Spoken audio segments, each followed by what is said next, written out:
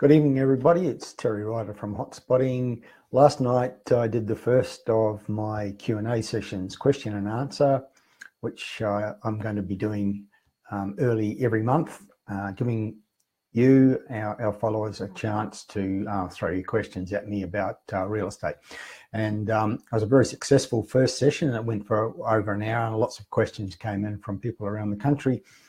The recurring theme is that people want to know about the next growth areas, or they want to know about how certain markets they may have investment property in or own a home in, how they're going, including those that are currently struggling, and the questions for those sorts of places surrounded, is there any prospect for recovery and return to growth?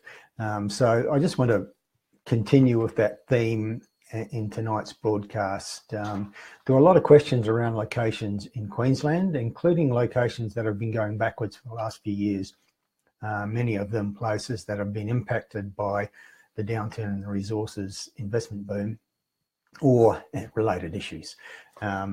So one of the places that came up a couple of times is Townsville, North Queensland, which is a market where, if you look at the current numbers, you probably would think, well, that's not a place to invest, because in the last 12 months, prices in many suburbs have dropped. Vacancies still appear to be quite high, and there's been a lot of negative media about Townsville and its economy and its unemployment rate. But we're always looking to the future at Hotspotting. We're trying to identify the places that are going to grow ahead of the growth, and we think Townsville is one of those places because things change. Things change in local economies, and things change in local property markets. And I think Townsville's a case in point. It's definitely entering the recovery phase. There's a lot of positive things coming up for Townsville. New projects, particularly major infrastructure projects, some of them now underway, others in the planning stage, creating jobs, economic activity, and out of that comes demand for real estate. These are the kind of things that we look for. And there was a story that came out last week which kind of reinforced my view about Townsville. And this was official figures on growth in employment, and the story told us that Townsville had the biggest growth in the nation, the equal biggest growth in the nation in terms of the percentage growth in the number of jobs in their economy. The growth that Townsville has achieved in the number of jobs over the year to January was almost 12%, which is a very high growth rate. The national average over that period was just over 3%. So a growth rate of 12% shows that Townsville is coming back strongly from its previous economic downturn. There's a lot in prospect there. The football stadium is a big project. There's several big renewable energy projects coming up, lots of other infrastructure projects and private developments.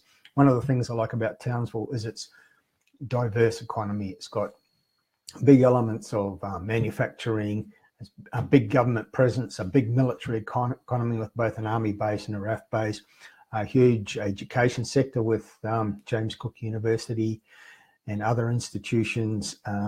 It's got a big tourism industry, manufacturing industry, links to the resources sector. It's got an export port, an international airport. It's got so much going for it, and it just needs all the ducks to fall into line, and this is going to become a growth economy and a growth market, and those forces are already underway. So that's why we like Townsville and why we have included it in our national top 10 best buyers report in the current edition. Another example here of a theme that came up a few times, and that's people asking about places that have been through a downturn because of their links to the resources sector and some of the new trends in the resources sector. Any prospect for them to be coming back? A case in point is the Surat Basin region, which is west of Brisbane, out beyond, a little bit beyond Toowoomba. And towns out there include Dalby, Chinchilla, Roma, Miles. And a lot of those towns had adverse consequences from the resources investment boom. And what happened was that when in the case of the Surat Basin, the coal seam gas boom started, many small and medium-sized developers assumed there's going to be massive demand for rental accommodation and for people wanting to buy property in places like Roma and Chinchilla and Dalby. So they went and built a lot of new houses and townhouses, only to discover that the resources companies had changed their modus operandi.